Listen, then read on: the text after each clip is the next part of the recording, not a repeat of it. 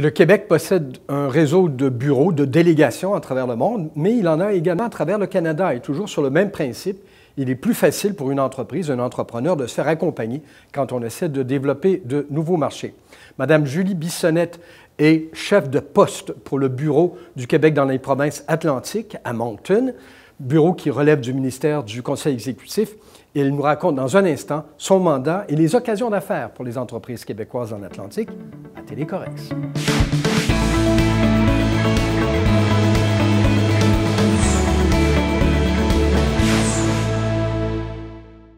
Alors bonjour, Madame Bissonnette. Bonjour. Et bienvenue à cette édition un peu spéciale de Télécorrex. Vous êtes en poste à Moncton, dans les provinces atlantiques. Pouvez-vous nous dire d'abord ce que vous y faites? Quel est le mandat du Bureau du Québec dans les provinces atlantiques? Oui, bien, premièrement, le Bureau du Québec dans les provinces atlantiques a été créé en 1980. Il fait partie d'un réseau d'environ plus d'une trentaine de bureaux du Québec qui existent ailleurs dans le monde, dont 3 au Canada. Et celui de Moncton s'inscrit dans celui-là. On couvre les 4 provinces atlantiques. Et on a un mandat général vraiment de faire la promotion du Québec auprès des 4 provinces, mais plus spécifiquement un mandat économique qu'on a à Moncton depuis le mois d'août dernier, donc depuis août 2018. Et en termes, en termes économiques, les mandats s'inscrivent surtout en termes d'accompagnement des entreprises, que ce soit des services individuels ou de groupe. Par exemple, ça peut être la participation à des foires commerciales, à des missions exploratoires. Ça peut être aussi l'organisation de rencontres avec des acheteurs, des grands donneurs d'ordre. Et ça peut être la mise en relation tout simplement avec des entreprises des provinces atlantiques. Donc, vous arrivez en soutien. On arrive en soutien et on essaie de faciliter les échanges, en fait, auprès des entreprises québécoises qui veulent exporter ailleurs, à l'extérieur du Québec. En particulier parce qu'on se dit, surtout à Moncton, c'est les voisins, là, ça devrait se faire tout naturellement. J'imagine qu'à cause des réglementations, des différences, des ci puis dont on se promène à Nouvelle-Écosse et ailleurs, les gens, même animés des meilleures intentions du monde, pourraient se heurter à un mur ou à des portes closes par moment. En y allant, la dernière chose à faire, là, en improvisant leur démarche. Oui, la dernière chose à faire, c'est effectivement d'improviser et de recueillir des informations sur le territoire, sur les entreprises qu'il y a sur place. Et ça, c'est des conseils que nous, on peut offrir aux entreprises. Mais vous savez, on a tendance à penser, on parle des petites provinces. Or, les petites provinces, entre le Québec et les provinces atlantiques, il y a 15 milliards d'échanges commerciaux à chaque année. C'est plus que ce que le Québec fait avec la Chine. Vous êtes sérieuse? Je suis très sérieuse, même si je souris. Et juste au Nouveau-Brunswick, on a plus de 7 milliards d'échanges commerciaux avec cette province-là. Et ça, c'est plus que ce que le Québec fait avec l'Allemagne, la France, le Royaume-Uni, le Mexique. Donc, il y a vraiment une belle base d'échanges économiques qui est due notamment à la proximité, évidemment, la proximité et d'autres avantages aussi qui ont l'absence d'entraves douanières, par exemple. Bien, évidemment. Ça devançait ma prochaine question. Vous venez déjà d'y répondre en partie, mais on pourrait parler de l'évolution parce qu'il est intéressant de savoir quel est l'état actuel de ce climat commercial entre le Québec et les provinces atlantiques. Vous me donnez des chiffres qui sont quand même assez impressionnants.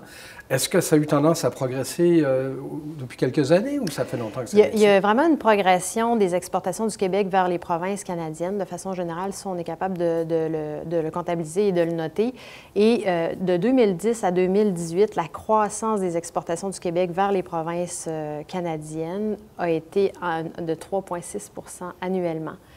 Or, les échanges du Québec avec les autres pays, donc les échanges internationaux, ont été d'une croissance de 1,6 %. Donc, la croissance avec les provinces canadiennes est beaucoup plus importante que le marché extérieur à l'international. C'est curieux parce qu'on a souvent tendance à penser le contraire, que le Québec, parce qu'il y avait une série d'irritants à l'époque. On va revenir sur ces échanges. Est-ce qu'il y a des secteurs particuliers où le Québec est très actif, où vraiment les entreprises d'ici s'illustrent, en fait, se font valoir dans ces échanges avec les provinces atlantiques? Il y a des secteurs particuliers où les entreprises québécoises s'illustrent. Je pense entre autres dans le domaine agroalimentaire. Si on regarde tout à l'heure, je mentionnais les exportations dans chacune de ces provinces-là. Quand on regarde les biens exportés du Québec, on va retrouver beaucoup de produits agroalimentaires, entre autres le lait, les produits laitiers transformés, les fromages. les viandes, le poulet. Donc ça, c'est des produits agroalimentaires qui sont vraiment en demande dans les provinces atlantiques. Et on voit aussi une nouvelle tendance, comme on voit au Québec, pour l'intérêt pour des produits vraiment plus fins, locaux, frais. Et quand on dit locaux, bien, on entend produits canadiens. Donc, il y a encore des belles opportunités dans ce domaine-là. Il y a d'autres secteurs aussi qu'on voit, par exemple, avec tout ce qui est ce qu'on appelle l'économie océanique. Par exemple, 75 de cette économie-là se situe dans les provinces atlantiques. C'est pour ça qu'il y a eu le développement d'une super grappe vraiment de l'industrie océanique en Nouvelle-Écosse. Et ça, c'est des opportunités pour les industries québécoises parce que c'est assez large, l'économie océanique. On parle de pêche, aquaculture, défense, chantier naval. Donc, c'est à cette nouvelle technologie propre. Et le marché, ça, c'est plus spécifiquement en Nouvelle-Écosse, entre autres. Et on assiste vraiment à une croissance économique, par exemple, dans la ville d'Halifax, avec une main-d'œuvre qui est dans la plus éduquée au monde. On parle de Nouvelle-Écosse, il y a 10 universités pour moins d'1 million d'habitants. Simplement, à Halifax, on parle d'une population de 70 qui ont un diplôme d'études postsecondaires. Donc, ça, c'est aussi attrayant pour les entreprises qui veulent s'y installer ou qui veulent faire des échanges avec des industries, des entreprises, pardon, de cette région-là. Avec une main-d'œuvre bien formée, ça, on comprend.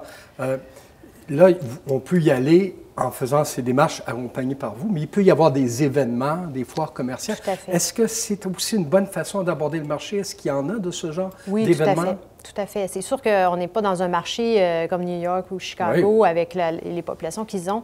On est quand même au Canada avec des populations qui sont moindres, mais il y a des événements dans le domaine de justement l'océanographie qui s'en viennent, dans le domaine des technologies de l'information, dans le domaine agroalimentaire. Donc, nous, on cible ces événements-là, qui soient sur le territoire que l'on couvre, donc dans les provinces atlantiques, puis on essaie d'amener des entreprises québécoises au sein de ces événements-là. Ou à l'inverse, on le fait récemment même avec un événement qui avait lieu à Toronto, le CIAL, qui était dans le domaine agroalimentaire. On a amené des acheteurs de l'Atlantique à cet événement-là et on a fait des rencontres avec des entreprises québécoises. Donc, on y va vraiment dans les deux sens. Avec du maillage. Oui. J'allais vous demander les avantages, donc. Peut-être deux questions en terminant. Les avantages, vous en avez cité plusieurs, là, mais le Québec, habituellement, se retrouve en bonne intelligence avec les provinces atlantiques. On regarde nous aussi vers l'Atlantique. Mais les avantages d'explorer encore plus à fond ce marché-là.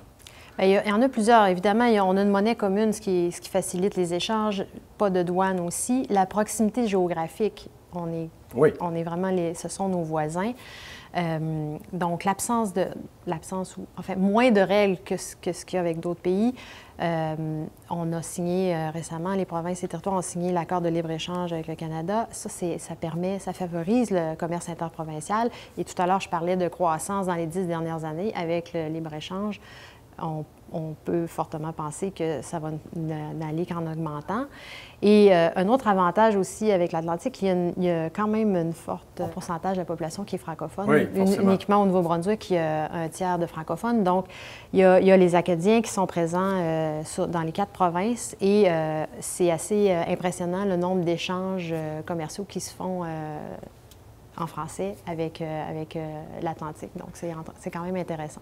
Et je vous demandais, en terminant, si vous avez des conseils, vous les voyez arriver, ces entrepreneurs, ces industriels, sans entrer dans le détail, quels conseils globaux on pourrait leur donner s'ils entrevoient, s'ils songent à se lancer du côté du marché atlantique? Le conseil global que je donnerais, puis je pense que ça vaut peu importe où ces entreprises-là veulent aller, c'est de s'informer sur le territoire, la politique, l'économie, la société aussi, d'essayer d'éviter des écueils culturels, d'arriver aussi en ouverture, pas arriver en tant que... Conquérant, oui. Exactement. Je suis du Québec. Oui, c'est ça.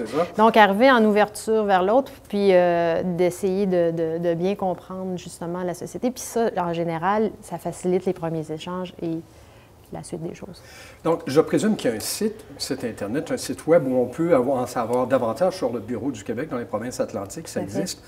J'imagine en allant sur Google, on va avoir les coordonnées. Oui, tout à fait. On a une page sur le site du SQRC, .gouv.qc.ca.